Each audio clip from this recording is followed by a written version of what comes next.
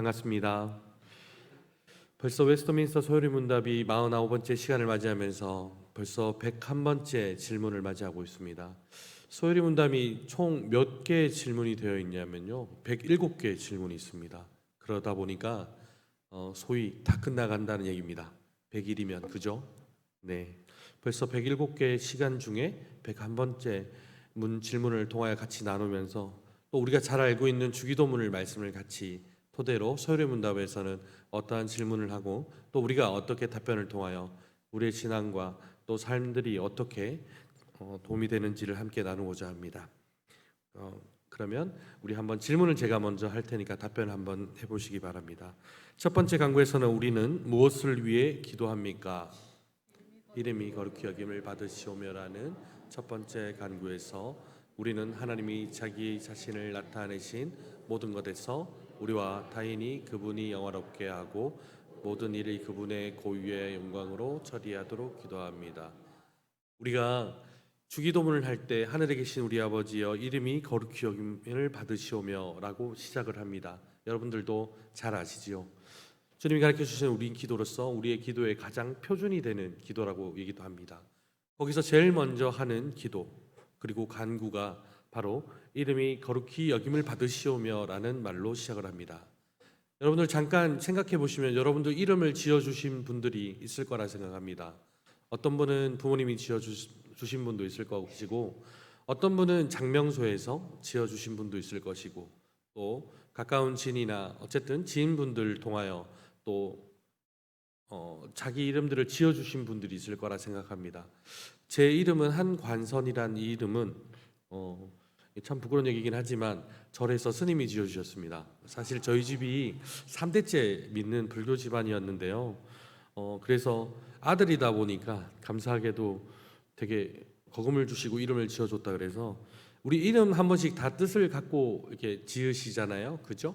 예, 제 이름은 갓관자의 가르칠 선에서요, 갓을 쓰고 가르치는, 그러니까 나라에서 가르치는 사람이 되어라는 의미로, 네, 그래서 이 이름을 지어주셨는데 어쩌면은 그 가르친다는 의미가 가르치다라는 말도 있고 또 가르치다는 말도 있는데 어쩌면 하나님의 말씀을 이렇게 나누는 자리에 세우려고 또 이름을 이렇게 지어주지 않으셨나라는 생각들을 합니다. 그렇듯 이름은 참 중요하다고 생각을 합니다. 우리가 주기도문을 할 때 하늘에 계신 우리 아버지라고 고백을 하면서 그 이름에 대해서 거룩히 여김을 받으라고 하는 의미를 오늘 이 시간에 나눌 것인데 하나님께서 은혜 내리는 시간이 되길 소망합니다. 우리 소리 문답을 이제 100문부터 이렇게 쭉 나갈 건데 이제 이 뒤에 있는 거를 조금 보니까 우리 지난 시간에는 주기도문의 서문이라고 해서 시작을 함께 나누었고요. 오늘 이 시간을 통하여 101번째 질문을 통하여 첫 번째 강구 또 102문을 통하여 두 번째 강구해서 차근차근 나아갈 예정입니다. 그래서 우리가 첫 번째 강구를 위해서 무엇을 위하여 기도하냐라는 첫 번째 말에 하나님께서는 자기 자신을 나타내신 모든 것에서 우리와 타인이 그분을 영화롭게 하도록 하기 위해서 이름을 거룩히 여김을 받는다라고 합니다. 우리가 사람의 주된 목적에 대해서 소요리 문답의 제일 첫 번째 시간에 하나님을 영원토록 영화롭게 하고 즐겁게 한다는 그 사람의 목적에 대해서 우리가 함께 나누었습니다. 주기도문에 이름이 거룩히 여김을 받으시오며라는 것을 통하여 이 간구는 우리가 사람의 주된 목적인 하나님을 영원토록 영화롭게 하고 즐거워하는 것을 기억하고 이 목적에 맞게 살 수 있도록 도와달라는 기도를 하는 그 간구가 첫 번째 기도가 되겠습니다. 근데 이 하나님의 이름을 얘기를 하니까 우리가 주기도문 시간에 배웠었던 특별히 세 번째의 계명을 보면 너는 내 하나님 여호와의 이름을 망령되게 부르지 말라. 여호와는 그의 이름을 망령되게 부를 자를 죄 없다 하지 아니하리라고 하며 하나님의 이름의 거룩함에 대해서 분명히 얘기를 하고 있습니다. 그래서 3계명을 보면 소요리 문답을 물어본 그 기준으로 우리가 보면 3계명에서 요구되는 것은 하나님의 이름들, 칭호들, 속성들, 규례들 그리고 말씀, 사역들을 거룩하고 공경하는 자세로 사용할 것을 요구하고 있고 이 하나님의 이름을 부를 때 금지하는 것은 하나님 자신을 알리도록 만드신 것들을 모용하거나 악용하거나 이 모든 것들을 금지하고 있다고 얘기를 하고 있습니다. 근데 이 3계명을 통하여서 우리에게 부과된 논리는 이 계명을 깨뜨린 자들은 비록 사람들로부터 징계는 피할 수 있으나 하나님의 그들의 의롭고 또 위험하신 그 심판을 피하지 못한다는 것들을 우리가 기억하고 있습니다. 그래서 우리가 주변 사람들 통해 가끔씩 이런 얘기를 듣곤 합니다. 아니, 하나님이 살아계시다 그러면, 그리고 완전하시다 그러면 어떻게 이럴 수가 있는가? 아니, 도대체 하나님은 어디에, 그리고 무엇을 하고 계시길래 이런 상황들을 하십니까? 라고 해서 우리가 그런 얘기를 하기도 하죠. 어떤 나라의 전쟁을 보면서, 또 어떤 나라의 기근을 통하여서, 또 기후의 이변을 통하여서 우린 지금 많이 덥지만 비가 많이 오는 곳에서는 비를 통하여 재산이 떠내려가고, 또 사랑하는 사람들을 잃어갈 때, 그리고 또 역으로 너무나 우리보다 더 뜨거운 햇빛으로 인해서 작물조차 안 나는 그곳에서 굶어 죽어가는 그런 이들을 볼 때 도대체 하나님 어디 계시는지, 하나님은 무엇을 하고 계시는지 하며 우리는 하나님 이름을 너무나도 쉽게, 그리고 그 하나님의 이름을 대해 너무나도 원망 아닌 또 원망을 보이내기도 합니다. 그러나 우리는 기억해야 될 것은 이 첫 번째 강구를 통해 강팍한 자들이 하나님의 이름을 망령되이 부르지 않도록, 그리고 우리와 타인이 하나님을 영화롭게 하는 것들을 가능하기를 구해야 됩니다. 왜냐하면 우리는 하나님을 믿는 사람들이잖아요. 그 하나님을 위해서 우리는 살기 위해 지음 받았잖아요. 그래서 하나님의 이름을 망령되게 부르는 자는 징계를 피할 수 없음을 기억해야 됩니다. 분명히 원망을 할 수 있다라고 하지만 이것조차도 하나님의 이름을 망령되이 부를 수도 있기 때문입니다. 그리고 하나님의 이름을 거룩히 여김을 받는다라는 그 강구를 통하여서 우리는 하나님께 징계를 받지 않도록 기억을 해야 됩니다. 진정으로 하나님을 영화롭게 한다는 것들이 되게 해달라고 우리가 그런 될 수 있는 기도가 돼야 된다는 것입니다. 안 믿는 사람과 동일하게 하나님을 원망하면 되겠습니까? 하나님 때문에 이런 일이 생겼다. 하나님 이미 알고 계시는데, 이미 하나님께서 이 모든 걸 알고 계시면서도 어떻게 이럴 수가 있어라고 안 믿는 사람과 동일하게 한다면, 안 믿는 사람과 우리가 도대체 차이가 뭐란 말입니까? 그래서 우리는 하나님의 이름을 거룩히 간구하게 또 해야 됩니다. 우리가 하나님의 이름을 구한다는 두 번째 말은 그분이 모든 일을 자신의 고유한 영광으로 처리하도록 우리는 이름을 간구하게 됩니다. 우리 사람은 유한한 존재입니다. 생명이 누군가 태어난다면 언젠가 하나님께서 부르시는 그때가 있고, 그 순서가 남녀노소 그리고 어떠한 때에 알 수는 없지만 하나님의 때에 맞게끔 분명히 유한한 존재로 살아갑니다. 그 유한한 존재로 살아가는 우리가 하나님의 영광을 위해서 살아간다고 하지만, 사실 우리가 하나님의 영광을 얼만큼 위해서 살아간다고 생각하십니까? 우리가 아무리 애를 쓴다 그래서 하나님께서 그 영광이 더 빛이 나고, 또 하나님께서 그 영광을 얼마나 받으신다고 생각을 하십니까? 잘 생각해 보시면 하나님을 위해서 우리가 노력을 하지만 어떻게 보면 하나님 입장에서는 세 발의 피일지도 모릅니다. 어쩌면 보이지도 않은 그 조그만 그 존재일지도 모릅니다. 그렇지만 하나님께서 그 모든 일을 잘 처리할 수 있도록 우리는 간구해야 될 것입니다. 소리문답 11문에 보니까요, 우리 배웠던 거지만 하나님께서 가장 거룩하고 지혜롭고 또 권능 있게 하나님의 모든 창조물과 그 모든 행동을 보존하고 통치하시는 이 하나님의 섭리에 대해서 우리가 나눴습니다. 이 섭리의 계획을 통하여서 하나님께서는, 우리는 그 섭리를 믿잖아요. 하나님께서 그 섭리대로 이끌어 가시고 우리의 삶과 우리의 모든 활동들을 이 하나님의 섭리 아래에 있다는 걸 믿고 나가는 사람들입니다. 그러므로 우리가 이 섭리에 대한 믿음을 바탕으로 모든 일이 합력해서 선을 이룬 것을 대한 것을 우리가 소망의 표현으로 이름이 거룩히 여김을 받으시오며라고 고백을 할 수 있는 것입니다.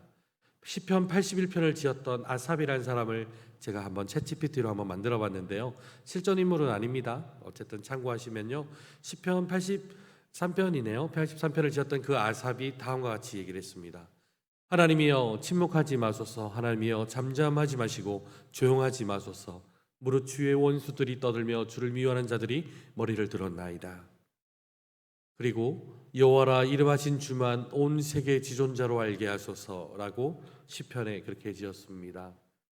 우리가 살다 보면 참 하나님이 어디에 계실지 난감할 때가 많습니다. 어려운 일이 생기기도 하고 고통스러운 순간이 생기기도 하지요. 때로는 그 아픔 때문에 하나님을 원망하기도 합니다. 비단 저만 그런 건 아닐 거라 생각합니다. 때로는 몸이 너무 아픈 가운데 속에 하나님을 먼저 찾아야 됨에도 불구하고 내 주변 옆에 있는 사람을 찾는 건 당연한지도 모릅니다. 저도 그랬으니까요. 작년 추석 때 너무 아파가지고요. 첫째 날에 제가 집에 있었는데 앉지도 못하고 일어나지도 못하고 기대지도 못하고 엎드리지도 못하겠는 거예요. 119에 전화를 했죠. 119에 전화했더니 너무 힘들어하니까. 예, 근데 세상에 병원을 찾는데 30분, 가는데 30분, 또 기다리는데 1시간. 어우. 근데 감사하게도 이제 응급실에서 이제 검사하고 대기하는 동안에 요도교일석이었더라고요. 예. 검사한다고 소변 검사했는데 그때 이제 괜찮아지는데 그때 하나님이란 말보다 솔직하게 119가 먼저 생각났었거든요. 솔직히 말씀드리면 유래성 목사님이 제일 먼저 생각났거든요. 유래성 목사님한테 전화해서 태워달라고 그래야 되나? 그러다가 아니야 119 전화해야 돼 해가지고 아닌데 지나가던 성도님들 보면 이거 어떡하지? 막 이러다가 결국 119를 전화했는데 저는 그랬습니다. 어머니 아버지도 아니고 하나님 아버지도 아니었습니다. 이게 저의 솔직한 상황이었습니다. 분명히 아프다고 하나님한테 얘기를 했겠죠. 안 아프게 해달라고. 근데 하나님 낫게 해주세요 말보다 하나님 어떡합니까가 제일 첫 질문이었으니까요. 여러분도 그런 적 혹시 없으십니까? 네. 그래서 이게 이기적이라고 생각지는 않습니다. 우리가 하나님의 이름을 여김을 거룩히 여김을 받는다는 그 말을 통하여서 잘 생각해 보시면 우리의 고백들이 우리의 말 하나님이라고 너무 친하게 부르지만 친숙하게 부르지만 하나님과 가까이 있다고 하지만 때로는 이 하나님의 이름을 너무 쉽게 또 너무 가벼이 여기지 않나 하는 생각들을 합니다. 주기도문도 그렇잖아요. 주님이 가르쳐준 기도를 해서 기도의 표준이고 우리가 앞으로 이 기도대로 할 수 있어야 되는데 라고 고백하는 것처럼 근데 주기도문이 예배 마칠 때 하는 거 우리 이것만 하면 예배 끝났어 이것만 하면 이제 내 시간 그런 거로 생각하지 않나 생각들을 합니다. 아까 잠깐 그림을 보였던 게요. CEO가 굉장히 어깨가 많이 무겁잖아요.